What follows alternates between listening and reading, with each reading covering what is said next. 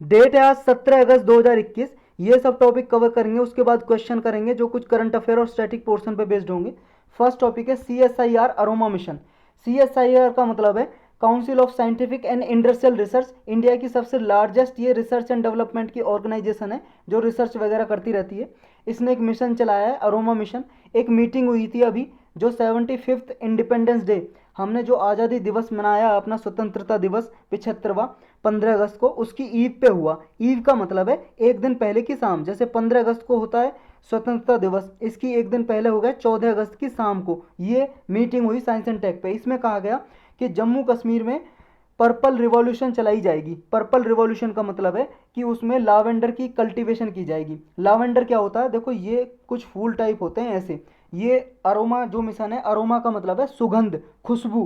तो ये जो अरोमा मिशन चलाया जा रहा है, ऐसे लावेंडर की कल्टीवेशन की जाएगी ऐसे फूलों की, जिससे क्या है ऑलमोस्ट लगभग 20 डिस्ट्रिक्ट में, यूनियन टेरिटरी है जो जम्मू कश्मीर, उसकी 20 डिस्ट्रिक्ट में ये लावेंडर कल्टीवेशन को प्रमोट किया जाएगा इसके ज़रिए। तो ये CSIR अरोमा मिशन में और क्या क्या किया जाएगा, एक तरह से इसमें क्या है डिजायर्ड इंटरवेंशन की जाएंगी एग्रीकल्चर में, जिसकी वजह से एग्रीकल्चर में डेवलपमेंट लाया जा सके और रूरल जो एम्प्लॉयमेंट है उसको जनरेट किया जा सके, मतलब लोगों को ग्रामीण क्षेत्र में रोजगार मिल सके। इस मिसल में यही है कि जो एरोमेटिक क्रॉप्स हैं, मतलब ऐसी जो फूल पौधे होते हैं ना, फूल वगैरह के, फ्लावर वगैरह के जो सुगंधित पौधे होते हैं, इनकी कल्टीवेशन को प्रमोट किया जाएगा मेनली इसमें, ताकि जो अरोमा इंडस्ट्री में जो भी डिमांड होती है ना इनकी, किस लिए होती है भाई साहब, इनसे देख तो एक तो ऑयल बनता है और क्या बनता है परफ्यूम वगैरह, परफ्यूम सेंट्स वगैरह बनते हैं। तो ये जो डिमांड है इनको पूरी किया जाएगा, हमारी इंडस्ट्रीज़ की डिमांड को हमारे इंडिया में ही कल्टीवेशन करके। ऐसा एक्सपेक्ट किया जा रहा है कि इंडियन फार्मर्स हैं वो, जो अरोमा इंडस्ट्री और इंडियन फार्मर है, वो एक तरह से इनको ग्लोबल लीडर बनाना है इसमें के प्रोडक्शन में और एक्सपोर्ट में, कि हमारे इंडिया में ज़्यादा से ज़्यादा प्रोडक्शन हो और एक्सपोर्ट भी हो, हम निर्यात भी करें और दूसरी कंट्रीज़ को। और जब इतना कुछ होगा तो फार्मर्स को भी बेनिफिट होगा, फ़ायदा होगा, उनकी इनकम लेवल बढ़ेगी, उनकी इनकम लेवल बढ़ेगी। नेक्स्ट क्या होगा इसमें, जो CSIR का ओमो मिशन है, ये एक तरह से लाइवलीहुड, सेल्फ लाइवलीहुड प्रोवाइड करेगा वहाँ के लोगों को और इंटरप्रेन्योरशिप को। इंटरप्रेन्योरशिप का मतलब है एक तरह से उद्योगपति जो फैक्ट्री खोलते हैं उन्हें रॉ मटेरियल मिल जाएगा। अरोमा भाई साहब, ये जो लावेंडर कल्टीवेशन होगी तो ये फूल पौधे मिलेंगे, वो परफ्यूम या सेंट बना रही होगी कोई फैक्ट्री। और फार्मर क्या है, वो सेल्फ लाइवलीहुड चला सकेंगे, उनकी इनकम जनरेट होगी और भी रूरल एम्प्लॉयमेंट जनरेट होगी फार्मर्स के लिए, या और जो लेबर रहते हैं फार्मर के खेत में जो फील्ड में काम करते हैं। और क्या होगा इससे, जो CSIR का अरोमा मिशन है एक तरह से मेडिसिनल और अरोमेटिक प्लांट्स के लिए इम्पोर्टेंट है। लगभग अभी क्या है 6000 हेक्टेयर लैंड पे ये उगाया जा रहा है, लावेंडर कल्टीवेशन हो रही है। और ये मेडिसिनल भी, मेडिसिनल इंडस्ट्रीज़ के लिए भी इम्पोर्टेंट है, कुछ दवाइयाँ भी बनाई जाती हैं इससे लावेंडर से। ये मिशन जनरेट करेगा लगभग कितनी employment, 10 to 12 lakh man days rural employment में।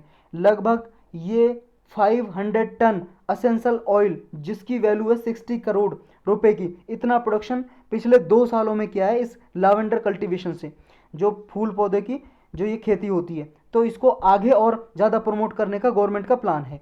तो ये CSIR क्या हमने ऊपर डिस्कस किया, जैसा 1942 में, 1942 में इसको एस्टेब्लिश किया गया था। ये लार्जेस्ट R&D ऑर्गेनाइजेशन है इंडिया की, रिसर्च एंड डेवलपमेंट करती है और ऑटोनोमस बॉडी है ये, एक सोसाइटी की तरह रजिस्टर किया हुआ है इसको। एक सोसाइटीज रजिस्ट्रेशन एक्ट है 1860 का, उसमें इसको रजिस्टर किया हुआ है CSIR को। CSIR को फंड कौन देता है, पैसा कौन देता है रिसर्च करने के लिए, क्योंकि रिसर्च करने के लिए तो पैसा चाहिए भाई साहब, मनी चाहिए, इक्विपमेंट चाहिए। Ministry of science and technology इसको फंड देती है, प्रोवाइड करती है। तो यही था इसमें। नेक्स्ट है कारेज सिस्टम ऑफ इरीगेशन। इरीगेशन का मतलब होता है सिंचाई करना, खेतों में पानी लगाना, क्रॉप में पानी लगाना, इरीगेशन वाटर देना। तो ये कारेज सिस्टम क्या है, कारेज सिस्टम में भाई साहब वाटर को ऐसा मैनेजमेंट करना कि इरिगेशन किया जा सके, इरिगेशन। और ये अफगानिस्तान में बहुत फेमस है, लेकिन अभी न्यूज़ में इसलिए आया, आप सबको पता है तालिबान का रूल वहाँ पे आ रहा है, तालिबान धीरे धीरे सारे एरियाज़ को कैप्चर करता जा रहा है। अफगानिस्तान में बहुत सारे एरिया कैप्चर कर लिए, कुछ एरिया बचे हैं तो उनको कैप्चर करता आ रहा है। तो ये जो कारेज सिस्टम है इसको भी थ्रेट है तालिबान के रूल से, क्योंकि अभी यहाँ पे इंस्टेबिलिटी चल रही है, लॉ एंड ऑर्डर है नहीं, बहुत सारे सिस्टम है जो कारेज या कानत भी बोलते हैं इसे, कारेज या कानत, ये सिस्टम को खतरा है, ये खराब हो सकते हैं। तो क्या है सिस्टम, देखो इस तरह के सिस्टम होते हैं, जैसे मान लो ये लैंड है जो आपको दिखाई दे रही है ऊपर, ये फील्ड है, ये फील्ड है जो हरा हरा दिखाई दे रहा है। ये लैंड जो दिखाई दे रही है आपको, इस लैंड के अंदर पानी भरा होगा। जैसे भाई साहब जिस जमीन पर आप खड़े हो उसके नीचे पानी है, वाटर टेबल होती है नीचे, जहाँ तक है पानी कहाँ तक है, कितनी दूरी पे है, तो ये पानी है नीचे। देखो ये वाला जो आपको ब्लू दिखाई दे रहा है ये पानी है। अब इसमें क्या करेंगे, जैसे ये वाला ऊंचा इलाका है, ये ऊंचा इलाका है, तो इसकी वाटर टेबल यहाँ पे है, और ये नीचे वाला इलाका है इसकी वाटर टेबल यहाँ पे है। तो क्या करेंगे, इसकी जो वाटर टेबल है, ये से एरेज कर लेता हूँ मैं, जो ये वाटर टेबल दिखाई दे रही है आपको ऊंचे वाले इलाके पे, एरियाज पे, यहाँ पे क्या करेंगे, एक नाली बना देंगे, ड्रेनेज सिस्टम। ये ड्रेनेज सिस्टम बना दिया नीचे जमीन के अंदर ही, जमीन के अंदर बना दिया, ये वाला जो ब्लू दिखाई दे रहा है आपको, ये जमीन के अंदर बना दिया ये सिस्टम। अब इसके ऊपर यहाँ पे वर्टिकल एक्सेस शाफ्ट बना देते हैं, शाफ्ट बना देते हैं। अब यहाँ पे क्या है, देखो इसमें कोई एक्सटर्नल फोर्स नहीं दी जाती है। जैसे मान लो हमें पानी यहाँ से यहाँ पहुँचाना है, तो हम फोर्स लगा के पहुँचाते हैं किसी को। अब ये क्या है, ग्रेविटी के अंदर काम कर रहा है, क्योंकि यहाँ पे भाई साहब ऊंचाई है, यहाँ पे नीचा है, तो हम सिर्फ नाली बना देंगे, पानी अपना आप ऑटोमेटिक आ जाएगा फील्ड में, और यहाँ इरिगेशन हो जाएगी, सिंचाई हो जाएगी। और फिर वापस यहाँ से खेत से वापस फिर नीचे वाटर टेबल फिर नीचे चली जाएगी। इसका मतलब ये पानी का वेस्टेज इसमें इम्पॉसिबल है, पानी का वेस्टेज नहीं होता, जहाँ से निकलता है वहीं से वापस चला जाता है फिर नीचे। तो ये सिस्टम है कारेज या कानेज, कानेज सिस्टम बोलते हैं इसको, इरिगेशन सिस्टम है। तो इतना याद रखना बस आपको। एक बार यूपीएससी ने 2018 के पेपर में, शायद 18 या 19 का पेपर है यूपीएससी का प्रीलिम का, उसमें पूछ लिया था, पर्शियन सिस्टम था एक, व्हील सिस्टम। व्हील से क्या है, कुएं से व्हील से पानी निकालते थे और पानी खेतों में लगा देते, इरिगेशन का। अराघट्टा नाम, कुछ ऐसा नाम था उसका, अराघट्टा करके। तो ये जो पूछा था इरिगेशन के लिए यूज होता था। तो ये भी न्यूज में है भाई साहब, ये भी पूछा जा सकता है। तो आपको इतना याद रखना, कानेत और कारेज सिस्टम क्या है, इरिगेशन सिस्टम है। तो सारा हमने जितनी डिटेल है वो समझ लिए। यही जो इसमें लिखा है आप एक बार पॉज करके ये सारा पढ़ लेना, ये सारा सिस्टम। बस ये याद रखो कि इसका ओरिजिन कहाँ से हुआ था। ओरिजिन का मतलब है उत्पत्ति, उत्पत्ति का मतलब हो गया एक तरह से इसका जन्म कहाँ से हुआ है, जन्म हुआ है पर्शिया से। पर्शिया ईरान का ही नाम था पहले, ईरान जो कंट्री है ना, ईरान तो आपको पता ही होगा कहाँ पे भाई साहब, ये अपना हिंदुस्तान दिखाई दे रहा है, ये साइड में पाकिस्तान, अफगानिस्तान, ईरान। तो ईरान से ये डेवलप हुआ है, बाद में ये फैला और सारी कंट्रीज में, जैसे अरब कंट्रीज में, तुर्की, ये टर्किक लैंड है जो तुर्किक लैंड है, इसमें फैला आगे। और इंटायर सिस्टम जो क्या है ये, इसमें प्लानिंग और जो एग्जीक्यूशन किया जाता है वाटर शेड के जरिए किया जाता है। और वेस्ट वाटर जो होता है इसमें कभी भी ड्रिंकिंग वाटर के साथ नहीं मिलाया जाता। और वाटर क्या है, इवोपरेट भी नहीं करता, मतलब वाष्पित नहीं करता, क्योंकि देखो जमीन के अंदर बनाई गई है नाली। अब सन यहाँ पे पड़ेगा जमीन के अंदर, क्योंकि वो तो जमीन के अंदर है, इवोपरेट कैसे करेगा। और तब तक ये जमीन पे आता है ना, सरफेस पे फिल्टर होता हुआ आता है, फिल्टर साफ पानी आता है यहाँ पे। और जो एक्वीफर, एक्वीफर है, एक्वीफर का मतलब है जिनसे, जैसे ये पानी, जो ये पानी था भाई साहब, ये एक्वीफर ही तो बोलेंगे, पानी जमा है, तो ये ख़त्म होने का कोई चांस ही नहीं है, इम्पॉसिबल है कि ये ख़त्म हो जाए। क्यों, यहाँ से निकल रहा पानी इरीगेटेड करके, यहाँ से वापस इसी में जाके मिल जा रहा है। तो इसका इम्पॉसिबल है कि एक्वीफर्स जो क्या है ख़त्म हो जाएंगे, इनके एक्सेसिव यूज होगा, ऐसा हो नहीं सकता। इसकी मेंटेनेंस भी बहुत लो कॉस्ट पे होती है बिल्कुल। और एक चीज़ याद रखनी है कि हमारे इंडिया में भी ये कारेज सिस्टम पहली बार कहाँ पे बनाया गया, ये कर्नाटक में बिदार डिस्ट्रिक्ट है, जो बिदार सिटी है, अभी तो शहर है, यहाँ पे 1422 से लेके 1436 के बीच में बहानी किंगडम, बहामनी, बहामनी किंगडम, बहामनी का साम्राज्य था, जिसके सुल्तान थे, राजा थे अहमद शाह वाली। इन्होंने भी क्या है, ये अपनी कैपिटल जब शिफ्ट करी थी गुलबर्गा से बिदार में। और बिदार सिस्टम से बिदार सिस्टम से मतलब बिदार सिस्टम में सबसे पहला ये कारज सिस्टम हमने इंडिया में इंट्रोड्यूस किया। तो हमारे इंडिया में हिस्ट्री में भी देखने को इसके एग्जाम्पल मिलते हैं। तो यूपीएससी क्या करती है, जो न्यूज़ में होती है तो न्यूज़ से पूछ लेती है, हिस्ट्री में कोई ऐसा एग्जाम्पल है तो उससे पूछ लेती है। तो सिर्फ इतना पूछ लेगी कि हमारे इंडिया में एक कार्य सिस्टम सबसे पहले किसने इंट्रोड्यूस किया था और कब किया था। तो आपको याद रखना 1422 से लेकर 36 में बहामनी किंगडम के साम्राज्य में सुल्तान थे, किंग थे अहमद शाह वाली, इनका नाम याद रखना। और कर्नाटक में नेक्स्ट टॉपिक है अपना सौंचरिया। ये एक लोगो बनाया है, ब्रांड लोगो। जैसे हम, ये चैनल है सिंपल सीएससी, सिंपल सीएससी देखो जहाँ पे वीडियो चल रही हो उसके नीचे सिंपल सीएससी लिखा है। सिंपल सीएससी के साइड में एक लोगो बना होगा, एक मतलब बच्चा सा है, कार्टून बना हुआ है, पढ़ रहा है किताब लेके। तो ऐसा जो लोगो है, ऐसा ही कुछ लोगो बनाया है ये ब्रांड और लोगो सौंचरिया का। सौंचरिया एक बर्ड है, इंडियन जो बस्टर्ड है ना, ग्रेट इंडियन ग्रेट बस्टर्ड, जो हमने कई बार पढ़ा, स्पेशल लेक्चर भी बना हुआ उसके लिए, इन्वायरमेंट की प्लेलिस्ट में जाके देख सकते हो। इंडियन ग्रेट बस्टर्ड के नाम से। बहुत इंपॉर्टेंट है भाई साहब, लगातार लगातार क्वेश्चन पूछा है यूपीएससी के प्रीलिम ने इससे, इंडियन ग्रेट बस्टर्ड से। यकीन नहीं आता तो यूपीएससी के प्रीलिम के क्वेश्चन पेपर उठा के देखो आप, लगातार पूछा, पिछले 5 सालों में 3 से 4 बार पूछ लिया इसके बारे में। तो ये सौंचरिया अभी लोगो और ब्रांड बनाया है किसने? Ministry of house and urban affairs ने, इस मंत्रालय ने बनाया। किसके लिए बनाया? जो अर्बन सेल्फ हेल्प ग्रुप के प्रोडक्ट हैं। सेल्फ हेल्प ग्रुप का क्या मतलब है? अर्बन का मतलब तो आप जानते हो शहरी क्षेत्र, यानी कि मतलब सिटी एरियाज में ये सेल्फ हेल्प ग्रुप होते हैं। जो सेल्फ हेल्प ग्रुप क्या होते हैं? सेल्फ का मतलब खुद की सहायता करना, हेल्प मतलब, और ग्रुप मतलब समूह, जो खुद की सहायता करता हो ऐसे समूह को सेल्फ हेल्प ग्रुप बोलते हैं।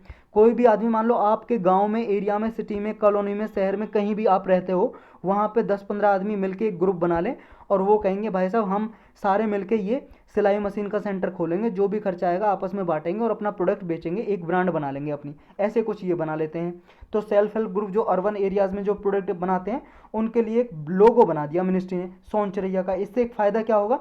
इस लोगो से और ब्रांड से इनका प्रोडक्ट मार्केट में इंक्रीज हो सकेगा, इनकी मार्केट वैल्यू इंक्रीज होगी, एक तरह से एक्सेस हो सकेगी इनके प्रोडक्ट की भी, कि जो सेल्फ हेल्प ग्रुप है वुमेन्स का अर्बन एरियाज में, इनको एक राइट डायरेक्शन मिलेगी, अपने मार्केट में प्रोडक्ट को बेच सकेंगे अच्छे से।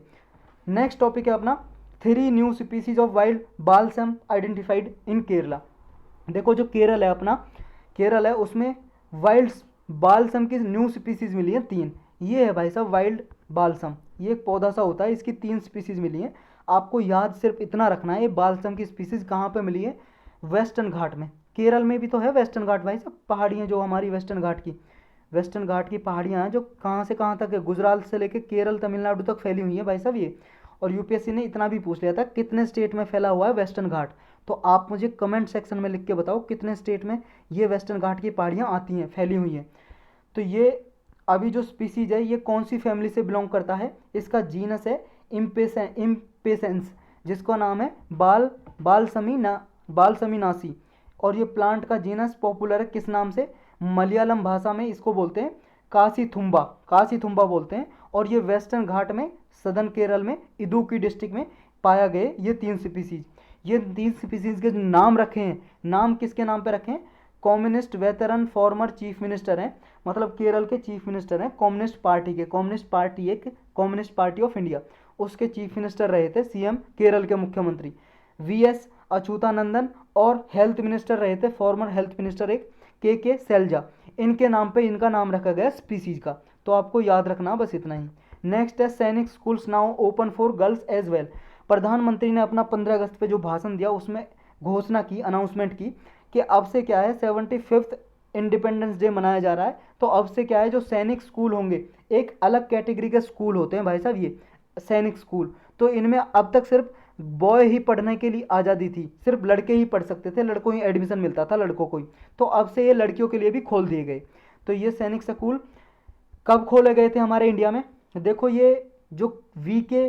कृष्णा मेनन हमारे डिफेंस मिनिस्टर थे 1957 से लेके 1962 तक, मतलब 1957 से लेके 1962 तक ये रहे थे हमारे डिफेंस मिनिस्टर, रक्षा मंत्री रहे थे वी.के. कृष्णा मेनन। इन्होंने ही आइडिया दिया था सैनिक स्कूल हमारे देश में बनाने का, एस्टेब्लिश करने का। तो 1961 में ये सैनिक स्कूल बनाए गए और इनमें क्वालिटी पे ध्यान दिया जाता है, एजुकेशन की क्वालिटी पे। तो ये सैनिक स्कूल जो चलाती है, सैनिक सोसाइटी बनाई हुई है, सैनिक स्कूल सोसाइटी वो चलाती है। और ये सोसाइटी किसके अंडर काम करती है? सैनिक स्कूल सोसाइटी गृह जो ये है ना, यूनियन मिनिस्ट्री ऑफ डिफेंस यानी कि रक्षा मंत्रालय, इसके अंडर ही काम करती हैं ये। तो अब से इनमें गर्ल का भी, लड़कियों का भी एडमिशन होगा। नेक्स्ट है प्लास्टिक में वेस्ट मैनेजमेंट रूल्स 2021। 2021 के प्लास्टिक मैनेजमेंट के प्रबंधन, मतलब प्लास्टिक को कैसे प्रबंधन किया जाए, कैसे इसको मैनेज किया जाए, जो वेस्ट प्लास्टिक होता है उसके लिए रूल्स बनाए हैं। ये मोस्ट इंपॉर्टेंट है भाई साहब, प्रीलिम में पूछ लिया जाता है कई बार, सिर्फ इतना पूछ लेता है कि ये रूल्स हैं किससे रिलेटेड हैं। आप उठा के देखो 2019, 20 के, 18 के, 17 के पेपर उठा के देखो, बहुत बार ऐसे क्वेश्चन पूछे गए हैं। तो ये रूल्स क्या हैं एक बार रिवाइज कर लेते हैं। इन्वायरमेंट मिनिस्ट्री है जो, उसने नोटिफाई किया है, अभी नोटिफिकेशन निकाला है कि 2021 के नए रूल बनाए गए हैं प्लास्टिक वेस्ट मैनेजमेंट के लिए। ये क्या करेगा 2022 तक आते आते जो सिंगल यूज प्लास्टिक है उसका यूज रोकेगा। सिंगल यूज प्लास्टिक का मतलब है एक बार प्लास्टिक यूज किया और फेंक दिया। जैसे आप मान लो चिप्स का पैकेट लेके आते हो या आप कुरकुरे का पैकेट लेके आते हो, तो एक बार प्लास्टिक से वो पैकेज है, प्लास्टिक जो उसमें है, पॉलीथीन है जो उसके ऊपर, तो वो एक बार यूज कर ली फिर फेंक दी, वो सिंगल यूज प्लास्टिक हो गई। तो इसका यूज रोकना है। न्यू रूल्स क्या हैं, इसने किस किस पे बैन लगाया है, प्रतिबंध लगाया है इसने, मैन्युफैक्चरिंग पे, इंपोर्ट पे, आयात पे, स्टॉकिंग पे, जमा करने पे, डिस्ट्रीब्यूशन पे, बांटने पे, सेल बेचने पे, यूज करने पे। सिंगल यूज प्लास्टिक का कुछ भी नहीं होना चाहिए इनमें से, ना तो मैन्युफैक्चरिंग होगी, ना कोई इंपोर्ट किया रहेगा बाहर देश से, ना ही उसको जमा करके रखेगा, ना किसी को बांटेगा, ना सेल करेगा बेचेगा, ना ही उसका यूज करेगा। ये 1 जुलाई 2022 से प्रोहिबिटेड होंगे, मतलब प्रतिबंध लग जाएगा, 1 जुलाई 2022 से लागू हो जाएंगे ये बैन उन पे अप्लाई नहीं होगा जो कंपोस्टेबल, ये कंपोस्टेबल प्लास्टिक होगी। कंपोस्टेबल का मतलब है डिग्रेडेबल, मतलब ऐसी प्लास्टिक जो मिट्टी में मिल जाती है, कुछ सालों में उस पर करके मतलब मिट्टी में मिल जाती है खुद ही, तो उसका कोई नुकसान नहीं होता, ऐसी प्लास्टिक पे लागू नहीं होगा। तो ये स्टेटमेंट आपको याद रखनी है कि किस पे लागू नहीं होगा, कंपोस्टेबल प्लास्टिक पे ये लागू नहीं होगा। जो ये बैनिंग लगाई जा रही है प्लास्टिक कमोडिटीज़ पे फ्यूचर में, इसके लिए क्या है, जो इंडस्ट्रीज हैं उनको 10 साल का टाइम दिया जाएगा कंप्लाइंस करने के लिए, मतलब आने वाले 10 सालों में वो 1 जुलाई 2022 से लेके आने वाले अगले 10 सालों में, मतलब 2032 तक, कितनी तक, 31 जून तक, 30 जून होता है ना, 30 जून 2032 तक का टाइम दिया जाएगा कि ये आने वाले 10 सालों में जो भी इंडस्ट्रीज प्लास्टिक में अपना पैकेज करती है ना प्रोडक्ट वगैरह, तो आने वाले 10 सालों में ऐसा सिंगल यूज प्लास्टिक यूज़ ना करें, कुछ और यूज़ करें भाई साहब, कागज़ में पैकेट, मतलब कागज़ में, मतलब उनको पैकेट को मतलब पैकिंग करके दें किसी को भी, कुरकुरे वगैरह को किसी को भी, या फिर जूट का बैग लें या कॉटन का बैग लें, किसी का भी लें जो इन्वायरमेंट के लिए हानिकारक नहीं है, जो इन्वायरमेंट में पॉल्यूशन नहीं फैलाता। तो ये अभी जो थिकनेस है, थिकनेस का मतलब मोटाई है प्लास्टिक की, वो करंटली 50 माइक्रोन है उसकी मोटाई प्लास्टिक की, जो अभी प्लास्टिक बैग बनते हैं कि इतने से नीचे नहीं बनेंगे, इतने से ऊपर ही बनेंगे। अब ये लिमिट 30 सितंबर 2021 से हो जाएगी 75 माइक्रोन, मतलब इससे कम पतले प्लास्टिक नहीं बनेगी, इससे मोटी ही बनेगी। और 31 दिसंबर 2022 से 120 माइक्रोन ये लिमिट हो जाएगी, इससे ज़्यादा के मोटे प्लास्टिक बनेंगे, कम के नहीं बनेंगे। इनकी मॉनिटरिंग कौन करेगा, कौन देखेगा इनको कि लागू हो रहे नहीं हो रहे, कि वॉयलेशन तो नहीं हो रहा, उल्लंघन तो नहीं हो रहा इन रूल्स नियम का, जो नियम लागू किए हैं। सेंट्रल पॉल्यूशन कंट्रोल बोर्ड और स्टेट में जो पॉल्यूशन कंट्रोल बोर्ड होते हैं या बॉडीज होती हैं, वो इसका मॉनिटरिंग करेंगे, देखभाल करेंगे, किसके अंदर, इन्वायरमेंटल प्रोटेक्शन एक्ट है जो 1986 का, इनके अंदर ये बॉडी को पावर दी गई है। ये पॉल्यूशन कंट्रोल बॉडी हैं जो स्टेट और सेंट्रल लेवल पे। जो प्लास्टिक पैकेजिंग वेस्ट होगा वो क्या है, आइडेंटिफाई किया जाएगा कितना सिंगल यूज प्लास्टिक आइटम है, उसे कलेक्ट किया जाएगा, मैनेज किया जाएगा, इन्वायरमेंटली सस्टेनेबल किया जाएगा, और इसमें एक्सटेंडेड प्रोड्यूसर रिस्पॉन्सिबिलिटी का क्लाउज भी यूज किया जाएगा। ये क्या है, जैसे मान लो कोई कंपनी है भाई साहब, उस कंपनी ने, एक कंपनी कुरकुरे की कंपनी है, वो बना रही है, तो ये प्लास्टिक में ये कर रही है पैकेज, तो इस कंपनी की ही रिस्पॉन्सिबिलिटी होती है इस जो प्रिंसिपल के अंदर, ईपीआर के अंदर, एक्सटेंडेड प्रोड्यूसर रिस्पॉन्सिबिलिटी, यानी कि प्रोड्यूसर की रिस्पॉन्सिबिलिटी, जो प्रोड्यूस कर रहा है, पैदा कर रहा है, बना रहा है, उसकी रिस्पॉन्सिबिलिटी होगी कि वो भाई साहब आपने कुरकुरे बेचे, आप ही इस जो पॉलीथीन है इसको दोबारा से कलेक्ट करो, मैनेज करो, रिसाइकल करो, तो इनको भी यूज किया जाएगा। ये रूल पहले भी थे, जो प्लास्टिक वेस्ट मैनेजमेंट के रूल है ना 2016 के, अभी इनसे पहले 2021 से पहले उनमें भी थे ये रूल थे कुछ, PIBO मतलब प्रोड्यूसर इंपोर्टर ब्रांड ओनर, ये कुछ रूल थे जिनमें ये भी था ईपीआर का रूल। नेक्स्ट क्या होगा, ये सिंगल यूज प्लास्टिक को आप डेफिनेशन कैसे लिखोगे अगर आ जाए मेंस में, ये ऐसी प्लास्टिक की फॉर्म होती है जो डिस्पोजेबल होती है। डिस्पोजेबल का मतलब है अवेलेबल फॉर यूज, मतलब प्रयोग के लिए उपलब्ध होना कोई चीज़, तो डिस्पोजेबल है ये, और ये यूज की जाती है केवल एक बार और फिर फेंक दी जाती है, थ्रोन अवे कर दी जाती है, या फिर रिसाइकल कर ली जाती है, जैसे वाटर बोतल, स्ट्रॉ, कप्स। नेक्स्ट क्या है, इसके फ्यू नोटेबल फैक्ट्स आपको याद रखने कि कितनी प्लास्टिक यूज होती है पूरे वर्ल्ड में और इंडिया में। देखो पूरे वर्ल्ड में एक आदमी ऑन एन एवरेज 28 किलोग्राम एक पर ईयर, 28 किलोग्राम मतलब 28 किलो एक ईयर में प्लास्टिक यूज करता है हर एक आदमी। लेकिन इंडिया का पर कैपिटा कंजप्शन कितना है, पर कैपिटा का मतलब है एक आदमी एक साल में कितनी प्लास्टिक को यूज करता है इंडिया में, लगभग 11 किलोग्राम प्लास्टिक यूज करता है। मतलब वर्ल्ड की जो एवरेज है ना 28 की, उससे कम है इंडिया का एवरेज। और लगभग कितना कर लेता है India total, 26,000 ton plastic waste. ये इंडिया में एवरीडे हर दिन जनरेट हो रहा है भाई साहब। और इसमें से सिर्फ 16 लाख मतलब 16,000 टन प्लास्टिक वेस्ट कलेक्ट किया जाता है। और 10,000 इसमें से 10,000 टन, एक टन में 1,000 किलोग्राम होते हैं, तो 10,000 टन अनकलेक्टेड रहता है, मतलब उसको कलेक्ट ही नहीं किया जाता, ऐसे ही पड़ा रहता है कहीं पे भी, खेतों में, सड़कों पे, कहीं पे भी उड़ता फिरता रहता है हवा के साथ साथ। अब डिलेमा क्या है, प्रॉब्लम क्या है भाई साहब इससे? देखो, सम इंटेलेक्चुअल्स यानी कि कुछ बुद्धिमान ऐसे लोग हैं, वो बोल रहे हैं कि इसको देखो, प्लास्टिक हार्मफुल नहीं है, हानिकारक नहीं है, अगर इसको सही से मैनेज किया जाए, कलेक्ट किया जाए और दोबारा से रिसाइकल कर ली जाए प्रॉपरली, तो ये हानिकारक नहीं है। लेकिन कुछ एक्सपर्ट दोबारा मतलब इनके अपोज करते हैं, वो ये बोलते हैं कि भाई साहब इन पर टोटल बैन होना चाहिए, क्योंकि प्लास्टिक से जो नुकसान होता है ना, ये नुकसान जो होता है, प्रभाव डालता है इन्वायरमेंट में और ह्यूमन हेल्थ पे, वो इरिवर्सिबल है, मतलब एक बार नुकसान हो गया वो दोबारा से ठीक नहीं किया जा सकता।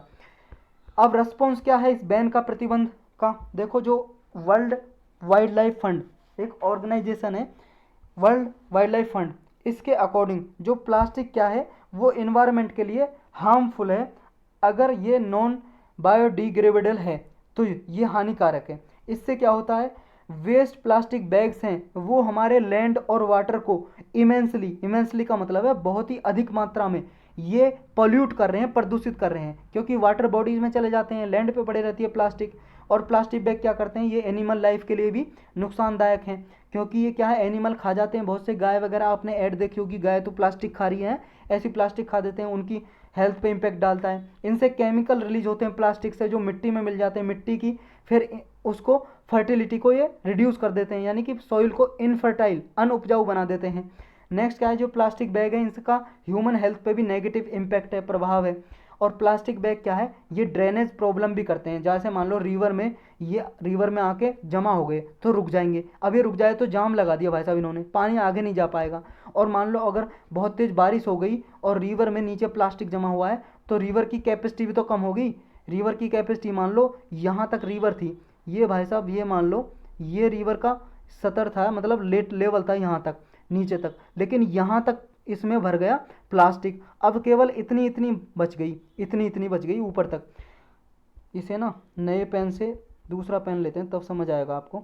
जैसे मान लो ये एरिया था इतना, इसमें प्लास्टिक जमा हो गई, अब बचा ऊपर वाला इतना एरिया, ये क्या है, ये एरिया बचा भाई साहब ये वाला, अब इसमें पानी भर सकता है। अब जैसे ही बहुत ज़्यादा रेनफॉल हुई तो ये इतने ही इसके पास कैपेसिटी थी रिवर के पास, इतना तो इसमें तो अंदर वाले में तो क्या है, प्लास्टिक भरा हुआ है, सिल्टेशन हो रखा है, कचरा भरा हुआ है, तो ये क्या है, आसपास के एरिया में फ्लड आ सकती है, बाढ़ आ सकती है, तो ये भी नुकसान है ड्रेनेज सिस्टम में, यानी कि प्रॉब्लम हो सकती है। इंडिया के क्या क्या एफर्ट हैं प्लास्टिक के लिए, देख, एक तो ये कैंपेन चलाया इंडिया ने कि 2022 तक प्लास्टिक, जो सिंगल यूज प्लास्टिक है उसको एलिमिनेट कर देना है, हटा देना है हमारे इंडिया से। एनवायरनमेंट डे पे जो 5 अगस्त को होता है उस पर ये बीट प्लास्टिक पॉल्यूशन कैंपेन अभियान चलाया। इस पे बहुत ही ग्लोबल एक्लेम हुई है, एक्लेम का मतलब प्रशंसा, बहुत ही वर्ल्ड में इंडिया के इस अभियान की प्रशंसा हुई है। नेक्स्ट क्या चलाया इंडिया ने, 2019 में इंडिया ने नहीं है ये, इंडिया का नहीं बल्कि ग्लोबल का, यानी कि यूनाइटेड नेशन इन्वायरमेंट असेंबली की 4th जो असेंबली की मीटिंग हुई एक तरह से इस पे, इसके लिए तो इंडिया ने क्या है इस पर रिजोल्यूशन दिया कि सिंगल यूज प्लास्टिक प्रोडक्ट के मतलब क्या क्या इसके पॉल्यूशन, मतलब क्या क्या कारण है इसके, हटाना चाहिए और इससे पॉल्यूशन होता है। ये एक रिजोल्यूशन लाया गया जिसमें इंडिया का अहम रोल था। कुछ चैलेंजेस हैं सिंगल यूज प्लास्टिक को फेज आउट करने के, मतलब इसको मिटाने के, कि इसको नहीं मिटाया जा सकता, कौन कौन सी बाधाएं हैं कि सिंगल यूज प्लास्टिक को नहीं ख़त्म किया जा रहा है अब तक। पहला है, इंडिया के पास क्या है, एक तो पूरा प्रॉपर सिस्टम नहीं है सेग्रीगेशन का, कलेक्शन का, रिसाइकलिंग का। सेग्रीगेशन का मतलब है सेपरेशन, अलग करना, कि प्लास्टिक को अलग करना कूड़े कचरे से और उसको कलेक्ट करना और दोबारा से रिसाइकल करना। कोई ऐसी पॉलिसी नहीं है रिसाइकल करने की प्लास्टिक की प्रॉपर, कि एनवायरनमेंट पे जो भी इम्पेक्ट होते हैं उसको कम किया जा सके।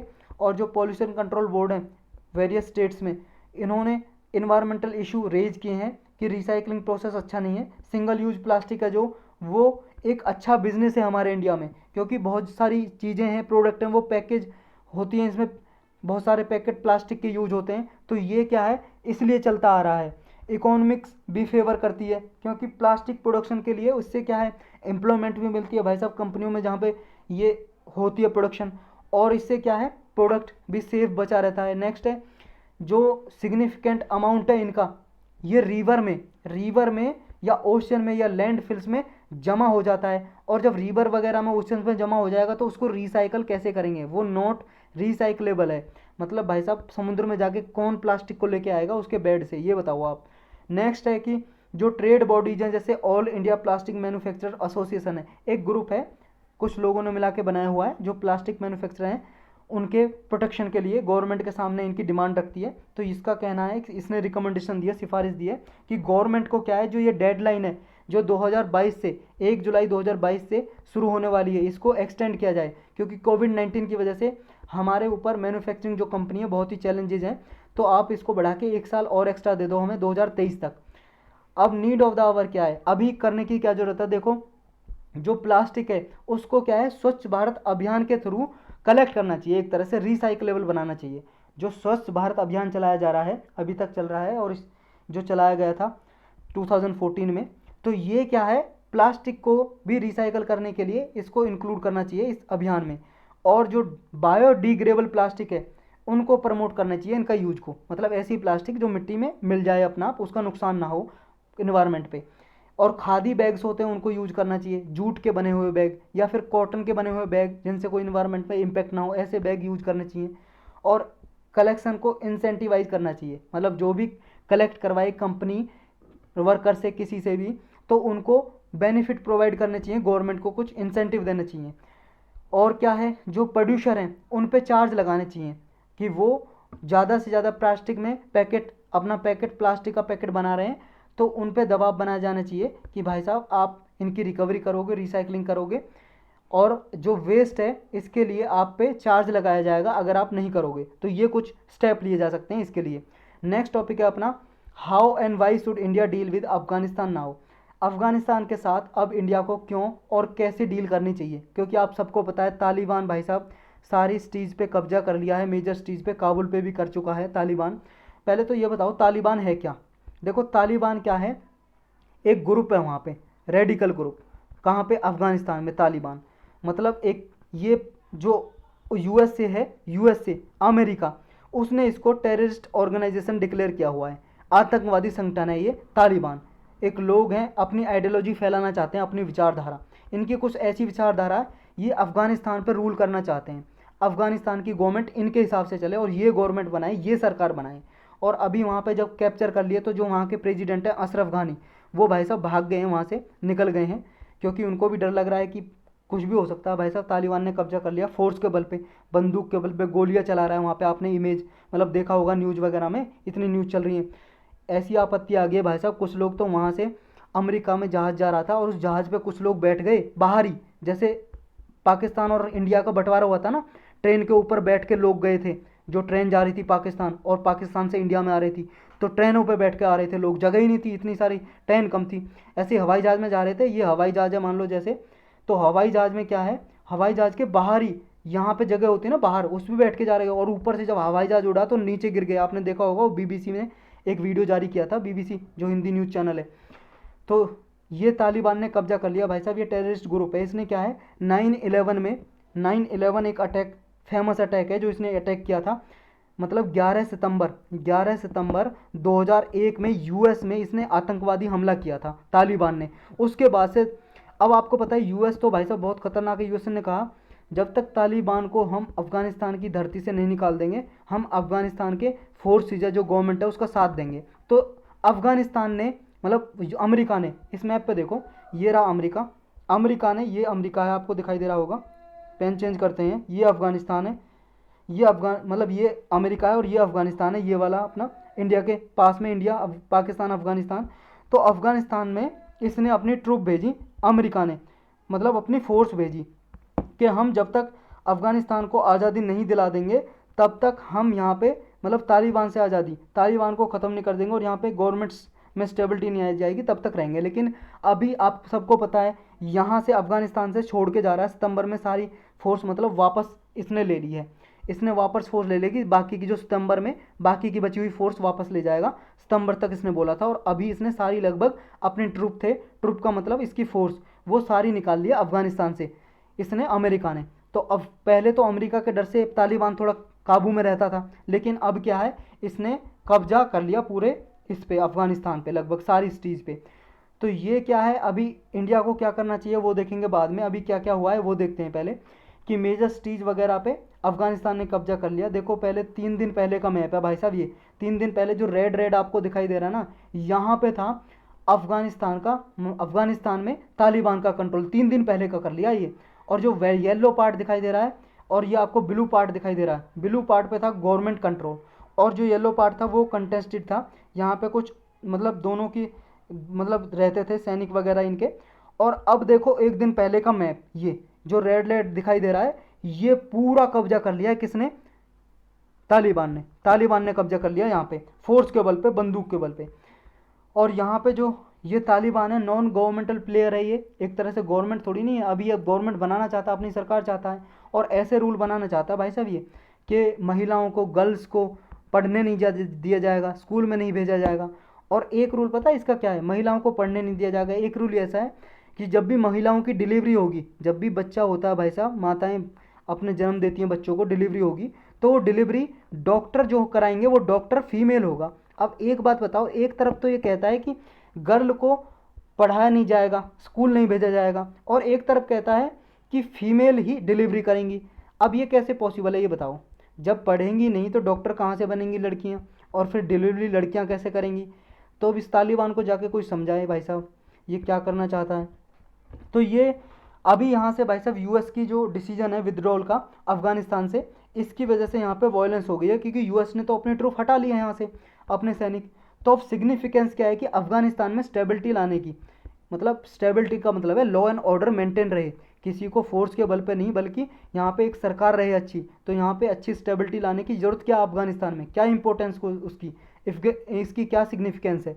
देखो एक तो सिग्निफिकेंस इसलिए है क्योंकि और भी एशियन कंट्रीज़ में ऐसा देखने को मिल सकता है, जैसे तजाकिस्तान, उज्बेकिस्तान इसी के पास ही है, इंस्टेबिलिटी हो सकती है तजाकिस्तान में, उज्बेकिस्तान में, इस तालिबान के रूल से। नेक्स्ट क्या हो सकता है कि तालिबान का जो रिसर्जेंस हो रहा है, एक तरह से यहाँ पे एक्सट्रीमिज्म को दोबारा से प्रमोट करेगा। एक्सट्रीमिज्म का मतलब होता है रेडिकल आइडियाज, फेनेटिज्म, ये फेनेटिसिज्म को प्रमोट करेगा, एक तरह से कट्टरवादिता को प्रमोट करेगा। और यहाँ पे जो बहुत ज़्यादा जो आतंकवादी ग्रुप हैं, जैसे लश्कर ए तैयबा, आईसिस, जो ये ग्रुप हैं आतंकवादी संगठन, एक तरह से इनके लिए सेफ हेवन बन जाएगा भाई साहब, इनके लिए यहाँ पे आके ये अपना फिर से दोबारा आतंकवादी गतिविधियाँ चलाएंगे, क्योंकि तालिबान इनको सपोर्ट करेगा। नेक्स्ट क्या होगा, यहाँ पे अफगानिस्तान में सिविल वार, अगर गृह युद्ध हो गया, गृह युद्ध यानी कि आपस में ही कम्युनिटी में लड़ाई झगड़ा हो गया, दंगे प्रसाद हो गए, सिविल वार हो गया, तो भाई साहब यहाँ पे रिफ्यूजी क्राइसिस आ जाएगा। जो शरणार्थी रहते हैं सेंट्रल एशिया या इससे अलग, तो शरणार्थी जो और देशों में जाके, और मतलब डिफरेंट कंट्रीज से जाके सेंट्रल एशिया में बस गए हैं ना जाके, मतलब काम के लिए, जैसे इंडिया से भी बहुत सारे लोग हिंदू और सिख रहते हैं, या वहाँ के हिंदू और सिख, उनको भी खतरा है, क्योंकि ये तो सिर्फ मुस्लिम्स को प्रमोट करता है, ये कौन, तालिबान, ये कट्टरवाद है ये तो। और वहाँ पे जो और कम्युनिटी के लोग हैं उनको खतरा है भाई साहब, रिफ्यूजी क्राइसिस हो जाएगा। नेक्स्ट क्या है, नेक्स्ट है जो अफगानिस्तान स्टेबिलिटी जो है, ये एक तरह से सेंट्रल एशियन कंट्रीज़ में भी हेल्प करेगी।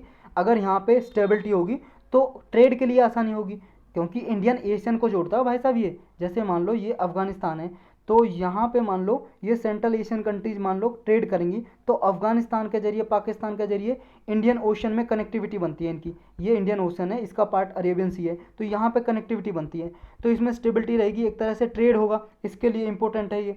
नेक्स्ट अफगानिस्तान क्या है, इंपॉर्टेंट लिंक होता है रीजनल ट्रेड के लिए, कल्चरल के लिए, और कनेक्टिविटी करता है सारे वर्ल्ड से और सेंट्रल एशिया से, ये कनेक्ट करता है। जो ये वाला रीजन है भाई साहब, ये वाला रीजन है अपना, ये छोटा हो जा भाई, ये वाला रीजन है, मान लो लैंड के जरिए कनेक्टिविटी करनी है, तो इस बीच में आता है अफगानिस्तान, पूरे वर्ल्ड में इधर जाना है, ट्रेड करना है, तो एक तरह से ये लिंक का काम करता है ट्रेड के लिए। नेक्स्ट अब इम्पोर्टेंट इंडिया के लिए कैसे कि वो तालिबान से बात करे। देखो अब तक तो इंडिया क्या है, आइडियोलॉजी के बेस पे काम करता था, कि अभी क्या है, क्योंकि तालिबान क्या है, आतंकवादी संगठन है, तो तालिबान से भाई साहब कोई बात ही नहीं करता था इंडिया, कि हम तो अफगानिस्तान की जो गवर्नमेंट है उससे बात करेंगे, तालिबान से क्या बात करना। अब तालिबान की सरकार बनने वाली है, वहाँ पे अपनी सरकार बनाएगा, क्योंकि गवर्नमेंट तो भगा दी ना इसने फोर्स के बल से, तो अब ये अपनी सरकार बनाएगा, तो अब इंडिया को तालिबान से बात करनी पड़ेगी, क्योंकि तालिबान से बात करने की ज़रूरत क्यों है, क्योंकि भाई साहब अफगानिस्तान में बहुत ज़्यादा इंडिया ने इंफ्रास्ट्रक्चर बना रखा है अपना ट्रेड के लिए। वहाँ पे अफगानिस्तान की जो पार्लियामेंट की बिल्डिंग है वो भी किसने बनाई है, इंडिया ने बनाई है भाई साहब वहाँ पे। और यहाँ पे बहुत सारे रोड रेलवेज बनाए हैं ताकि अपनी ट्रेड कर सके, यहाँ से माल मंगा सके। और क्या है, अब अफगानिस्तान से यहाँ इंडियन ओशन के जरिए, ईरान के जरिए अफगानिस्तान में घुस के ये सारी कंट्रीज से ट्रेड कर सके। तो ये इसलिए अफगानिस्तान ज़रूरी है यहाँ पे हमारे लिए, इंडिया के लिए। तो इंडिया को तालिबान से बात करनी पड़ेगी, क्योंकि प्रेजेंस अफगानिस्तान में तालिबान की हो गई है अब। तो इंडिया ने ऑलरेडी इतनी इन्वेस्टमेंट जो कर रखी है, और इंडिया लगभग $3 बिलियन की जो असेट्स तैयार की हुई है, तो इसलिए तालिबान से बात करना ज़रूरी है। तो तालिबान क्या है, अगर बात नहीं करेगा इंडिया, तो तालिबान तो भाई साहब पाकिस्तान से इंगेज होगा। तो पाकिस्तान और तालिबान के रिश्ते तो इंडिया के लिए वैसे ही ख़राब होंगे। और इंडिया को क्या है भाई साहब, जो रसिया, ईरान, पाकिस्तान, चाइना ने जो यहाँ पे अफगानिस्तान में ये बात करता है तालिबान से, रसिया, ईरान और पाकिस्तान, चाइना, अगर इंडिया इंगेज नहीं रहेगा तो ये इनका रोल ज़्यादा बढ़ जाएगा अफगानिस्तान में। रसिया, ईरान, पाकिस्तान, चाइना, इनके हिसाब से फिर तालिबान चलेगा। इंडिया के इंटरेस्ट के लिए फिर तो हानिकारक है, ये डेट्रीमेंटल है। और यूएसए ने भी कुछ दिन पहले एक ग्रुप अनाउंस किया था, क्वाड ग्रुप, किसके लिए, इस रीजन के लिए, यूएस, उज्बेकिस्तान, अफगानिस्तान, पाकिस्तान का। इसमें इंडिया को इंक्लूड नहीं किया था। तो भाई साहब अगर इंडिया को अपने ट्रेड व्यापार अफगानिस्तान के साथ चाबार फोर्ट के जरिए करना है, इंक्रीज करना है, तो तालिबान से बात करनी ही पड़ेगी। अपने जो संबंध है, रिलेशन है, अच्छे एस्टेब्लिश करने पड़ेंगे। ये चाबार पोर्ट ईरान में है भाई साहब, ये इंडिया के सहायता से डेवलप किया जा रहा है और डेवलप हो चुका है लगभग। यहाँ पे पाकिस्तान के साइड में यहाँ पे है, ये पेन चेंज करके दिखाता हूँ मैं, ये पेन चेंज कर लिया। और यहाँ पे देखो पाकिस्तान के साइड में ईरान का पोर्ट है, चाबार पोर्ट। तो यहाँ पे पाकिस्तान का एक पोर्ट है ग्वाडर पोर्ट, जिसे चाइना डेवलप कर रहा है। और ईरान का पोर्ट है, ईरान का चाबार पोर्ट, जिसे कौन कर रहा है, इंडिया की सहायता से। कुछ दिन पहले मना कर दिया था ईरान ने इसको, इंडिया को, कि हम खुद डेवलप करेंगे, और चाइना प्रमोट कर रहा था इसको, ऐसे कुछ न्यूज़ आई थी, तो तब भी ये न्यूज़ में था। तो अब नीड ऑफ द आवर क्या है, अभी ज़रूरत क्या, अभी ज़रूरत ये है भाई साहब कि अर्जेंट नीड है कि जो तालिबान के द्वारा वायलेंस हो रही है, यहाँ पे हिंसा हो रही है अफगानिस्तान में, तो अफगानिस्तान के सिविलियंस के लिए, सेफ्टी के लिए अर्जेंट एक्शन लेने की ज़रूरत है यहाँ पे। और अफगानिस्तान को क्या है, इसको इंगेज करना है सेंट्रल एशियन आर्किटेक्चरल रीजन से, जैसे एससीओ के जरिए, जो संघई कोऑपरेशन ऑर्गेनाइजेशन है 8 कंट्रीज़ की, जिसमें इंडिया, पाकिस्तान भी मेंबर हैं, तो इसमें अफगानिस्तान को भी इन्वॉल्व करना है। नेक्स्ट जो यूएस, ईरान, चाइना, रशिया, इसमें क्या है, इनको इंडिया को भी इन्वॉल्व करना पड़ेगा अगर अफगानिस्तान में स्टेबिलिटी मेंटेन रखनी है तो एक तरह से जो रिफ्यूजी क्राइसिस है, यहाँ पे जो लोग रह रहे हैं और यहाँ से भागने की कोशिश कर रहे हैं, मतलब अपनी अपनी कंट्री में जा रहे हैं, या किसी अफगानिस्तान के भी जो भाई साहब सिविलियन है ना, उनको भी डर लग रहा है, वो भी किसी और कंट्री में जा रहे हैं, भाग के वो जाना चाहते हैं। तो जो रिफ्यूजी क्राइसिस, यहाँ पे संकट जो जनरेट हो रहा है, इसके लिए यूनिफाइड एक्शन लेने की ज़रूरत है। और इंडियन इंगेजमेंट तालिबान के साथ ज़रूरी है। अगर अपने नेबर के साथ पीस मेंटेन करनी है, शांति स्थापित करनी है, तो तालिबान के साथ बात करने की ज़रूरत है इंडिया को। नेक्स्ट टॉपिक है अपना गति शक्ति इंफ्रास्ट्रक्चर प्लान। ये हमने जब कल डिस्कस किया था ना, प्राइम मिनिस्टर के स्पीच की कुछ हाईलाइट, उनमें प्राइम मिनिस्टर ने ये अनाउंस किया था, घोषणा की थी कि गति शक्ति इंफ्रास्ट्रक्चर प्लान अनाउंस किया जाएगा, मतलब चालू किया जाएगा। तो ये है क्या, इसकी हाईलाइट पढ़ लेते हैं। ये नेशनल इंफ्रास्ट्रक्चर मास्टर प्लान है। इंफ्रास्ट्रक्चर का मतलब होता है रोड, रेलवेज, कुछ कम्युनिकेशन लाइन वगैरह, ये सब कुछ बनाना, बिल्डिंग बनाना, ये सब आते हैं इसमें इंफ्रास्ट्रक्चर में। तो ये बनाया जाएगा इसके जरिए। इसमें लगभग 100 लाख करोड़ रुपीज़ अलोकेट किए हैं। इसके जरिए लोगों को एम्प्लॉयमेंट भी मिलेगी एक तरह से, और इंफ्रास्ट्रक्चर डेवलपमेंट होगा तो कंपनियां भी आएंगी, इन्वेस्टमेंट करेंगी, फिर दोबारा से एम्प्लॉयमेंट, रोजगार जनरेट होगा। ये प्लान क्या है, एक तरह से लोकल मैन्युफैक्चर के लिए यहाँ पे फैसिलिटी उपलब्ध कराएगा, ताकि वो वर्ल्ड वाइड compete कर सकें और भी कंपनीज के साथ। एक तरह से economic zone, future economic zone तैयार करेगा। इकोनॉमिक जोन का मतलब है ऐसे इकोनॉमिक जोन जहाँ पे, ऐसे एरिया जहाँ पे कंपनी, फैक्ट्री एस्टेब्लिश हो सके, अगर वहाँ पे फैसिलिटी अच्छी होंगी तो होंगी। ऐसा ही सिमिलर प्लान पहले चलाया था नेशनल इंफ्रास्ट्रक्चर पाइपलाइन, NIP, इसके बारे में कई बार पढ़ा हमने। ये क्या है NIP, नेशनल इंफ्रास्ट्रक्चर पाइपलाइन? ये देखो 2019-20 के बजट में अनाउंस किया था फाइनेंस मिनिस्टर ने। इसके लिए 100 लाख करोड़ रुपए अलोकेट किए थे कि ये इंफ्रास्ट्रक्चर बनाया जाएगा हमारी कंट्री में नेक्स्ट 5 ईयर में। ये है क्या, इसमें क्या है, अपनी तरह का पहला प्लान था वर्ल्ड क्लास इंफ्रास्ट्रक्चर डेवलप करने के लिए इंडिया में, ताकि क्वालिटी ऑफ लाइफ इंप्रूव की जाए सिटीजन की। इसमें प्रोजेक्ट में प्रिपेयर किया गया था कि ज़्यादा से ज़्यादा हमारे इंडिया में डोमेस्टिक और फॉरेन इन्वेस्टमेंट आए। अगर हमारे इंडिया में भाई साहब अच्छे रेलवे कनेक्टिविटी अच्छी होगी, अच्छी फैसिलिटी होंगी, तो क्या है कि ज़्यादा से ज़्यादा कंपनियाँ आएंगी, ज़्यादा से ज़्यादा इन्वेस्टमेंट करेंगी। तो हमारा टारगेट था कि 2025 तक आते आते हमारी इकोनॉमी को $5 ट्रिलियन, मतलब $5 ट्रिलियन की इकोनॉमी बनाना। तो ये टारगेट अचीव करने में ये सहायता करता इंफ्रास्ट्रक्चर प्लान। तो ये दोनों इकोनॉमिक और सोशल इंफ्रास्ट्रक्चर प्रोजेक्ट को कवर करता है। इकोनॉमिक का मतलब कोई भी मान लो रोड रेलवेज बना दी, और सोशल का मतलब जैसे एजुकेशनल इंस्टीट्यूट बना दिए या फिर हॉस्पिटल बना दिए, ऐसा इंफ्रास्ट्रक्चर भी। ये रिपोर्ट क्या है टास्क फोर्स की, देखो एक ग्रुप बनाया गया था जिसके हेड थे कौन, अतानु चक्रवर्ती। इसने नेशनल इंफ्रास्ट्रक्चर पाइपलाइन के बारे में मई 2020 में एक रिपोर्ट सबमिट की फाइनेंस मिनिस्टर को, फाइनल रिपोर्ट। इस रिपोर्ट में क्या रिकमेंडेशन दी, क्या सिफारिश थी, इसने कहा कि भाई साहब अगर इन्वेस्टमेंट करना है नेक्स्ट 5 ईयर में 2020 से 25 के बीच में, तो 111 लाख करोड़ रुपए का हमें फंड चाहिए इंफ्रास्ट्रक्चर डेवलपमेंट करने के लिए। और energy, road, railway, urban project अगर बनाने हैं उनके लिए, तो ये प्रोजेक्ट डेवलपमेंट करने के लिए इतना एस्टिमेट लगाया था, जिसमें सेंट्रल गवर्नमेंट का 39%, स्टेट गवर्नमेंट का 40% एक्सपेक्टेशन लगाई थी इतना खर्चा होगा, और जो बाकी का खर्चा है वो प्राइवेट सेक्टर कंट्रीब्यूट करेंगे 21% शेयर इसमें, कितने 111 लाख करोड़ रुपए में। और जो एग्रेसिव पुश होगा ताकि असेट्स की जो सेल हैं उनकी तरफ अग्रेसिव पुश होगा, और जो इंफ्रास्ट्रक्चर असेट्स हैं, ऐसी संपत्ति जो मान लो रोड रेलवे सब, इनका मोनेटाइजेशन किया जाए और डेवलपमेंट किया जाए फाइनेंशियल इंस्टीट्यूशन का, मतलब जो फाइनेंस इंस्टीट्यूशन है इनको बनाया जाए, और जो म्यूनसिपल बॉन्ड मार्केट है इसको भी स्ट्रेंथन किया जाए ताकि ज़्यादा से ज़्यादा इंफ्रास्ट्रक्चर के लिए फंड आ सके। म्यूनसिपल बॉन्ड मार्केट क्या है, मतलब जो म्यूनसिपालिटी होती है ना सिटीज़ एरिया में म्यूनसिपालिटी, तो म्यूनसिपालिटी क्या है, वो बॉन्ड इशू करती हैं। बॉन्ड आप सब लोग जानते हो क्या होता है, एक कागज़ होता है भाई साहब जिस पे लिखा होता है बॉन्ड, कितने रुपए का वो लिखा होता है, कितने टाइम पीरियड के लिए, यानी कि मेच्योरिटी पीरियड वो लिखा होता है, यानी कि एक तरह से प्रोमिसरी नोट होता है, प्रोमिसरी नोट बोलेंगे इसको, प्रोमिसरी इसलिए बोलते हैं क्योंकि प्रॉमिस लिखी होती है, इस पर वादा लिखा होता है कि हम इसे इतने साल के लिए आप बॉन्ड को दे रहे हैं, आप जब तक चाहो ले सकते हो, आपको हम वादा करते हैं कि 5%, 10%, इतने परसेंट का इंटरेस्ट देंगे, ब्याज देंगे आपको, जितने में भी कोई आदमी खरीदेगा, समझ रहे हो। तो म्यूनसिपालिटी जब बॉन्ड बेचेगी मार्केट में, लोग खरीदेंगे, मान लो 1,000 रुपये का बॉन्ड है तो 1,000 रुपये किसके पास आ जाएंगे, म्यूनसिपालिटी के पास। म्यूनसिपालिटी के पास वो क्या इंफ्रास्ट्रक्चर डेवलपमेंट कर सकेगी इसके थ्रू, और इनको क्या इंटरेस्ट मिलता रहेगा लोगों को, मान लो ABC आप या हमने किसी ने भी खरीदे हैं बॉन्ड, तो इसको भी डेवलप करने के लिए, स्ट्रेंथन करने के लिए इस अतानु चक्रवर्ती कमेटी ने बोला था। तो यही था इसके बारे में। नेक्स्ट है राइस फोर्टिफिकेशन।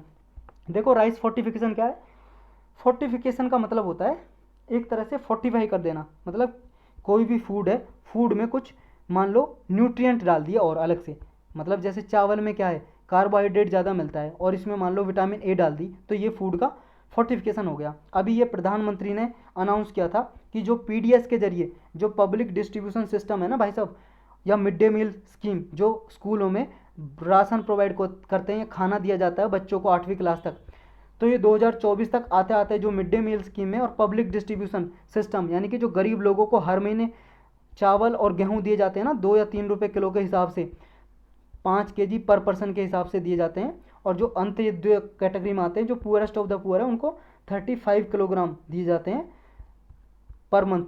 तो ये जो कैटेगरी में PDS में और मिड डे मील स्कीम में जो राशन दिया जाता है, इसको फोर्टिफाई किया जाएगा, फोर्टिफिकेशन किया जाएगा इसका, ऐसी घोषणा की प्रधानमंत्री जी ने। 2024 तक आते आते ऐसा किया जाएगा। तो इसके सिग्निफिकेंस क्या है, देखो सिग्निफिकेंस का मतलब इंपॉर्टेंस। जो भाई साहब ये राशन मिलता है ना PDS वगैरह में, मान लो चावल दे दिए, लोग चावल खाते हैं, तो जितने पोषक तत्व बॉडी को चाहिए न्यूट्रिएंट्स वो मिल नहीं पाते ना, उसकी वजह से क्या है माल न्यूट्रिशन हो जाता है वूमन में और बच्चों में, महिलाओं और बच्चों में क्या है, चिल्ड्रन में कुपोषित हो जाते हैं, कुपोषण के शिकार, सूखी हड्डी बन जाते हैं भाई साहब, क्योंकि न्यूट्रिएंट नहीं मिल जा पाते। फूड मिनिस्ट्री के अकॉर्डिंग ये कहा गया कि एवरी सेकंड वूमन, हमारी कंट्री में आधी वूमन महिलाएं, और एवरी थर्ड चाइल्ड, मतलब एवरी सेकंड वूमन तो एनेमिक का शिकार है, एनीमिया हो रखा भाई साहब। एनीमिया किसकी कमी से होता है, हीमोग्लोबिन की कमी से, आयरन की कमी से हो जाता है वूमन की बॉडी में एनीमिया। और जो एवरी थर्ड चाइल्ड है, मतलब हर 3 में से एक बच्चा स्टंटेड है। स्टंटिंग का मतलब है कि एज तो बढ़ गई लेकिन एज के हिसाब से हाइट नहीं बढ़ी, हाइट छोटी रहेगी, यानी कि बौना रह गया, ठिगना रह गया। तो ये हर एक 3 में से एक बच्चा शिकार है स्टंटिंग का। वो किसकी वजह से होता है भाई साहब? भाई साहब वो होता है न्यूट्रिशन की वजह से। न्यूट्रिशन प्रॉपर मिल नहीं पाते हैं, और जब न्यूट्रिशन नहीं मिलेंगे तो बच्चे को कुपोषण का शिकार होना ही पड़ेगा। और जो ग्लोबल हंगर इंडेक्स है, एक इंडेक्स जारी होती है भाई साहब लगभग हर साल, इसमें से जो इंडिया की रैंक है 107 कंट्रीज में से 94 रैंक है। अब सोच लो आप कितनी खराब रैंक है। मतलब हंगर की प्रॉब्लम बहुत ज़्यादा है। हंगर मतलब भूखमरी, माल न्यूट्रिशन और असेंशियल न्यूट्रिशन की जो कमी है पुअर वुमन और पुअर चिल्ड्रन में, तो ये उनके डेवलपमेंट में बहुत ही मेजर ऑब्स्टेकल है, मतलब बाधा है उनके विकास में। तो how many children will benefit, इससे कितने चिल्ड्रन को फ़ायदा मिलेगा? लगभग 3 lakh ton rice government distribute करती है वेरियस स्कीम के अंदर। और 2013 का जो एक्ट है नेशनल फूड सिक्योरिटी एक्ट, इसके अंदर इतने लाख टन, 300 लाख टन ये डिस्ट्रीब्यूट किया है। और 2021-22 में सेंटर का प्लान है 328 lakh ton rice national food security act के अंदर ये देगी। इसमें से जैसे स्कीम है targeted PDS scheme, public distribution scheme, जो लोगों को, गरीब लोगों को, बीपीएल फैमिलीज़ को राशन दिया जाता है मिड डे मील स्कीम में, या इंटीग्रेटेड चाइल्ड डेवलपमेंट स्कीम के अंदर 328 लाख टन का राशन देगी। ये टारगेट है गवर्नमेंट का। अब ये फूड फोर्टिफिकेशन होता क्या है? फोर्टिफिकेशन का मतलब डेफिनेशन जान लो फसई के हिसाब से। Food safety standard authority of India क्या है भाई साहब? 2006 में एक एक्ट बनाया था, उस एक्ट के जरिए ये बनाई थी अथॉरिटी। ये जो भी मान लो फूड की फैक्ट्री खोलना चाहता है इंडिया में, इससे लाइसेंस लेना पड़ता है।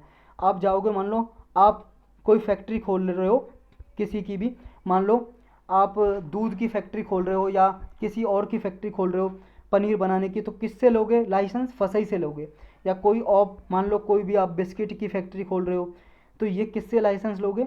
फसई से लाइसेंस लोगे आप, तब खोल सकते हो। एक स्टैट्यूटरी बॉडी होगी, क्योंकि एक्ट के जरिए बनाई है तो सांविधिक संस्था यानी कि स्टैट्यूटरी बॉडी हो गई।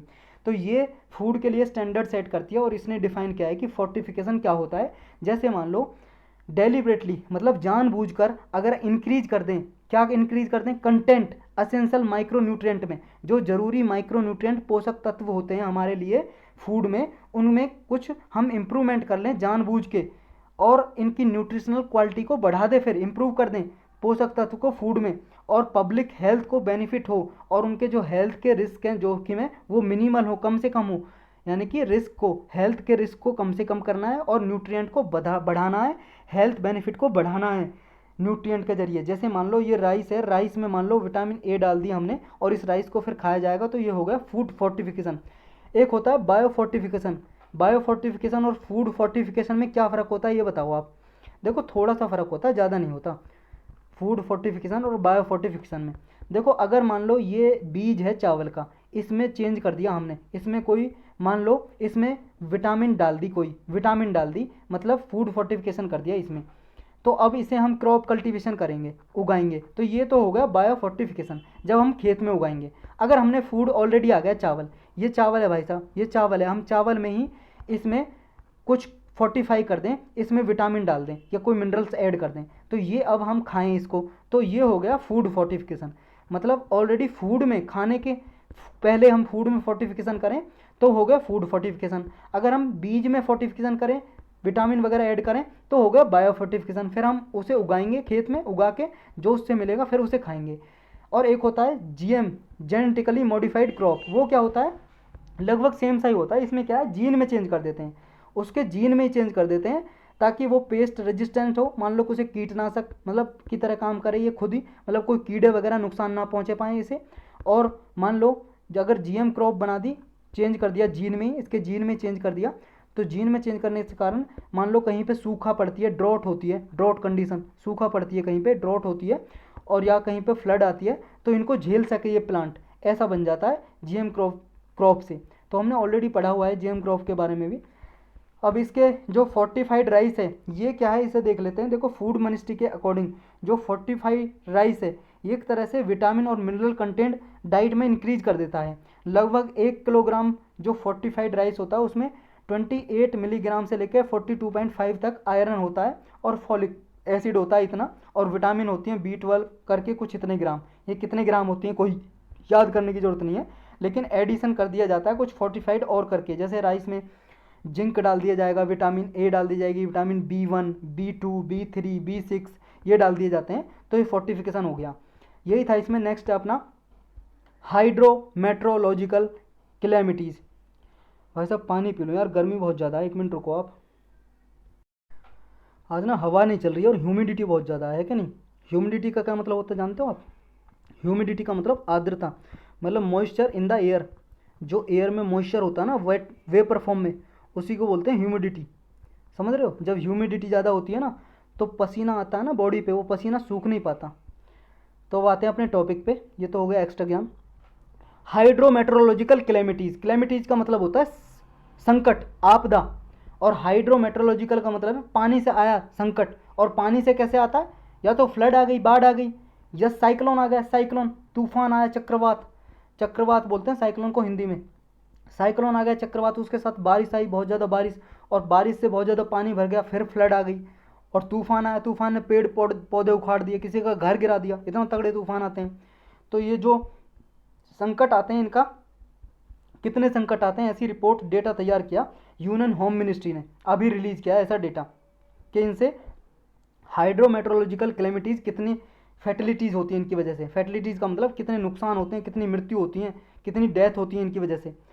जो हाइड्रोमेट्रोलॉजिकल क्लैमिटीज़ हैं या हजार्ड्स हैं, ये इसमें इंक्लूड होते हैं फ्लैश फ्लड, अचानक से बाढ़ आ जाना, या क्लाउड ब्रस्ट। क्लाउड ब्रस्ट का मतलब कहते हैं ना बादल फट गया, बादल फटने का मतलब अचानक से सडनली तेज़ बारिश हो जाना और बहुत ज़्यादा पानी भर जाना एक जगह पे। नेक्स्ट है लैंडस्लाइड, ये सब आते हैं इसमें हाइड्रोमेट्रोलॉजिकल क्लैमिटीज़ में। तो लैंडस्लाइड क्या होता है? लैंडस्लाइड होता है, मान लो ये पहाड़ है भाई साहब, यहाँ पे मिट्टी जमी हुई है, ये वाली मिट्टी यहाँ से खिसक के नीचे आ जाए, ये हो गया लैंडस्लाइड। समझ गए? ये लैंडस्लाइड होता है। तो इसकी हाईलाइट पढ़ लेते हैं रिपोर्ट की।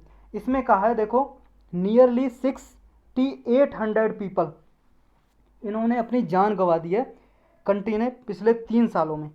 पिछले 3 सालों में किसकी वजह से? हाइड्रोमेट्रोलॉजिकल क्लैमिटी की वजह से अपनी जान गंवा दी है। और वेस्ट बंगाल ने सबसे ज़्यादा रिकॉर्ड की है, ये हाईएस्ट, मतलब जो डेथ हुई है वो वेस्ट बंगाल में हुई है सारे स्टेट में। और इसका कारण क्या है? रेनफॉल, एक्सट्रीम रेनफॉल, ज़्यादा से ज़्यादा बारिश होना, या क्लाउड ब्रस्ट होना। ये जो टाइप फैटिलिटी के हैं लैंडस्लाइड की वजह से भी हुए हैं।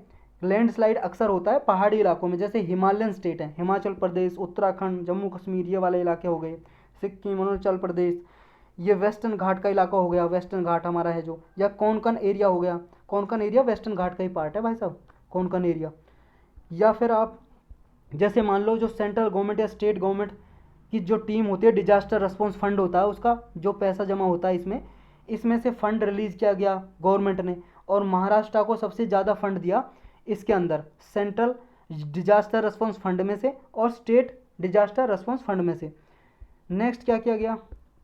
पिछले 3 सालों में वेस्ट बंगाल ने 4 साइक्लोन एक्सपीरियंस किए, मतलब 4 साइक्लोन आए वेस्ट बंगाल में पिछले 3 सालों में। एक तो फैनी आया मई 2019 में, एक बुलबुल नाम का साइक्लोन आया नवंबर 2019 में, एक आम्फान आया मई 2020 में, एक यास आया मई 2021 में। ये साइक्लोन की नेमिंग कैसे करते हैं, नाम कैसे दिया जाता है? देखो भाई साहब, साइक्लोन के लिए एक स्पेशल लेक्चर बनाया हुआ है ज्योग्राफी की प्लेलिस्ट में, उसमें जाकर देखिए पूरा लेक्चर अच्छे से। साइक्लोन के बारे में कुछ भी इंफॉर्मेशन बचेगी नहीं। अब इसके स्टेट के रोल और रिस्पॉन्सिबिलिटी क्या हैं?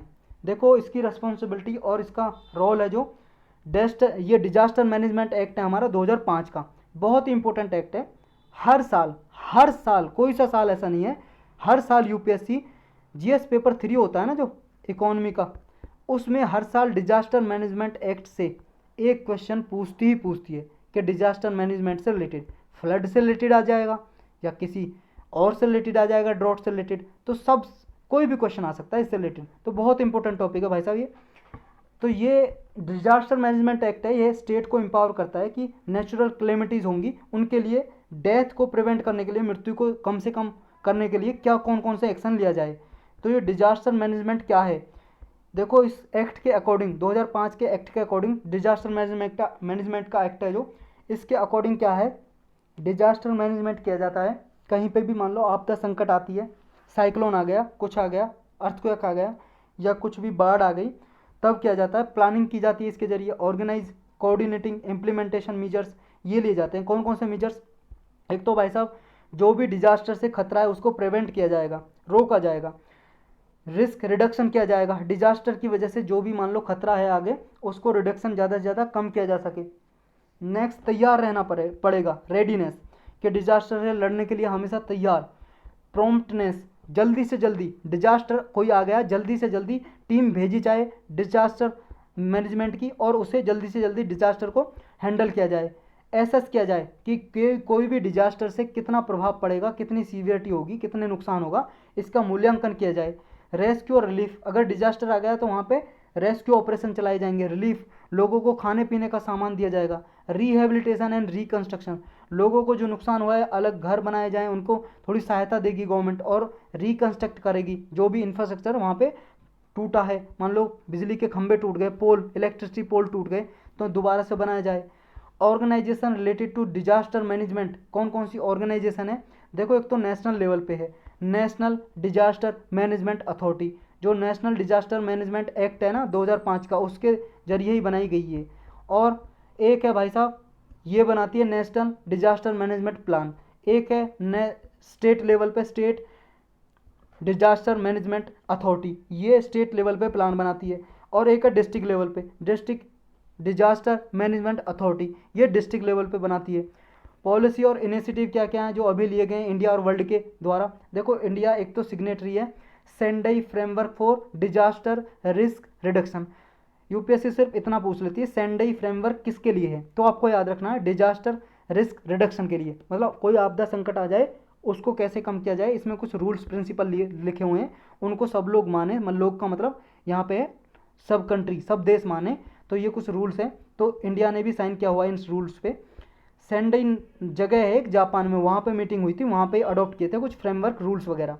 और इंडिया पार्टिसिपेटिंग कंट्री है किसमें? United nation international strategy for disaster reduction. तो ये रिडक्शन वाला ये है यूनाइटेड नेशन का जो ये फ्रेमवर्क है, इसमें भी इंडिया पार्टिसिपेट किया है।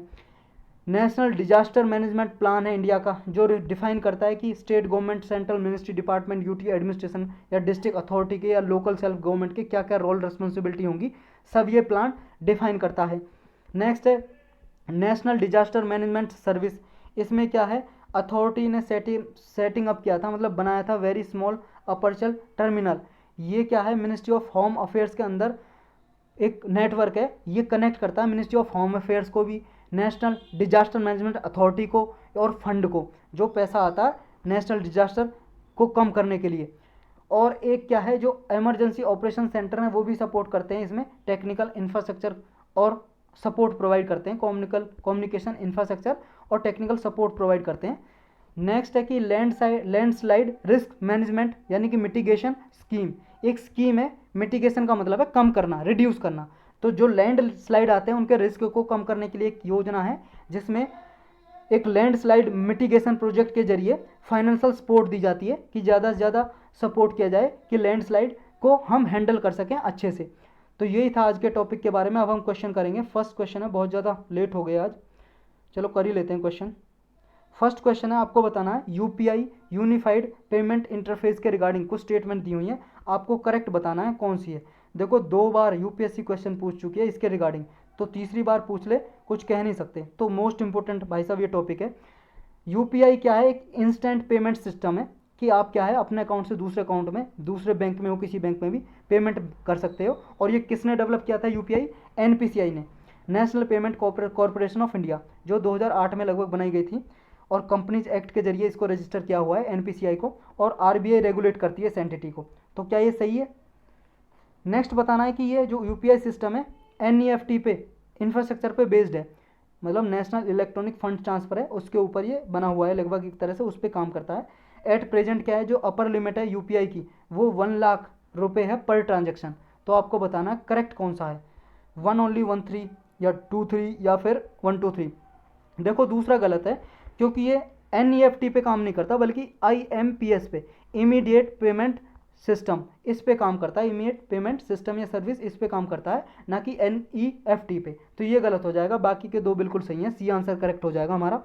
नेक्स्ट आपको बताना है कि जो करेक्ट स्टेटमेंट बतानी है, जो सोयाबीन खरीफ सीजन में होती है, जो सोयाबीन की फसल, उसका जो एरिया है वो डिक्लाइन हो गया है, मतलब पिछले सालों से जो एरिया है डिक्लाइन हो गया, कम हो गया। पहले जितने एरिया पे सोयाबीन उगाया जाता था अब कम एरिया पे उगाया जाता है। क्या ये सही है? नेक्स्ट कह रहा है कि जो सोयाबीन में ज़्यादा से ज़्यादा प्रोड्यूस करता है इंडिया में, वो सबसे ज़्यादा उत्तर प्रदेश करता है, फिर महाराष्ट्र करता है। तो आप बताओ कौन सी स्टेटमेंट करेक्ट है। 1 2 दोनों सही दोनों गलत, दोनों की दोनों गलत है, डी करेक्ट आंसर है। क्योंकि भाई साहब देखो पिछले सालों से एरिया घटा नहीं है बल्कि बढ़ा है, अब ज़्यादा एरिया में सोयाबीन कल्टीवेट करते हैं हम अपने इंडिया में, और सबसे ज़्यादा इंडिया में मध्य प्रदेश में होता है, ना कि उत्तर प्रदेश में। किस में? मध्य प्रदेश यानी कि एमपी में। उसके बाद महाराष्ट्र में उगाया जाता है सोयाबीन। नेक्स्ट आपको बताना है कि जो यूएन क्लाइमेट चेंज कॉन्फ्रेंस होने वाली है, कॉन्फ्रेंस ऑफ पार्टीज 26 यानी कि UNFCCC, मोस्ट इंपॉर्टेंट टॉपिक है भाई साहब। पिछले 10 सालों में 5 से 6 बार क्वेश्चन पूछ चुका है यूपीएससी इसके बारे में। अगर लेक्चर नहीं देखा है, भूल गए हो, तो यूएनएफसीसी का इन्वायरमेंट की प्लेलिस्ट में जाकर लेक्चर रिवाइज करो, नहीं देखा तो देखो। इसकी मीटिंग होती है हर साल, उस मीटिंग का नाम होता है कॉन्फ्रेंस ऑफ पार्टी। 26 मीटिंग होगी, इसकी कहाँ होगी ये बताना बस इसमें आपको। रसिया, चाइना, यूनाइटेड किंगडम या इंडिया? भाई साहब ये होगी यूनाइटेड किंगडम में। यूनाइटेड किंगडम में कहाँ होगी? स्कॉटलैंड। स्कॉटलैंड एक ऑटोनॉमस कंट्री, इसके अंडर ही आता है, यूनाइटेड किंगडम के अंदर ही, और इसकी कैपिटल है ग्लासगो। ग्लासगो एक सिटी है, इसमें कैपिटल भी है इसकी ग्लासगो, तो उसमें होगी ग्लासगो में ये कौन सी? COP26। नेक्स्ट आपको बताना है जो डच ईस्ट इंडिया कंपनी थी हमारे इंडिया में, भाई साहब कई कंपनी आई जब अंग्रेजों का राज था। पहले डच आई, मतलब एक पुर्तगीज कंपनी आई, डच कंपनी आई, फ्रेंच कंपनी आई, इंग्लिश कंपनी आई ब्रिटेन से। तो ये डच कंपनी जो आई थी या ये फ्रेंच की जो कंपनी आई थी उससे पहले आई थी क्या ये? बिफोर, पहले बनी थी क्या ये? नेक्स्ट आपको बताना डच ईस्ट इंडिया कंपनी थी जो ये पहली कंपनी थी पूरे वर्ल्ड में जिसने बॉन्ड और शेयर इश्यू किए, स्टॉक के शेयर और बॉन्ड इश्यू किए जनरल पब्लिक के लिए। तो आपको बताना है कौन सी स्टेटमेंट करेक्ट है, करेक्ट स्टेटमेंट बतानी है। 1 2 दोनों सही दोनों गलत, दोनों की दोनों सही है। पूरे वर्ल्ड में पहली कंपनी थी जिसने बॉन्ड और शेयर इशू किए जनरल पब्लिक के लिए, डच ईस्ट इंडिया कंपनी ने, और फ्रेंच ईस्ट इंडिया कंपनी से पहले बनी थी ये Dutch east India company. Next आपको बताना है जो मॉडर्न नेशनलाइजेशन ब्रिटिश रूल में इंडिया में ग्रोथ हुई किसकी वजह से हुई, कौन कौन से कारण थे? मतलब जो आधुनिक राष्ट्रवाद लोगों में भरा कि एकता, जो एकता आई राष्ट्र के प्रति, वो किसके कारण आई, क्या क्या उसके कारण थे? आपको बताना है कौन कौन से इनमें से कारण थे करेक्ट। फ्रेंच रिवॉल्यूशन के कारण, जो फ्रांसीसी क्रांति हुई थी उसके कारण लोगों में नेशनलिज्म यानी कि राष्ट्रीय एकता की भावना जागी। इंडियन रेनेसांस की वजह से, जो नव जागरण काल चला था, जो रिफॉर्म हुए थे, सोशल रिफॉर्म, रिलीजियस रिफॉर्म, राजा राम मोहन राय वगैरह ने, इनकी वजह से हुआ था क्या? नेशनलिज्म को प्रमोशन मिला था क्या? नेक्स्ट है strong reaction to British imperialist policies in India, जो ब्रिटिश की पॉलिसी थी इंपीरियलिस्ट पॉलिसी, तो उनका इंडिया के लोगों ने विरोध किया, इसकी वजह से एकता की भावना जनरेट हुई। आपको बताना है कौन सा करेक्ट है। 1 2 2 3 1 3 या ऑल ऑफ द अबव? सारे के सारे सही हैं, डी करेक्ट आंसर है। और इसी के साथ हमारे लेक्चर की समाप्ति की घोषणा की जाती है। आप मिलेंगे कल।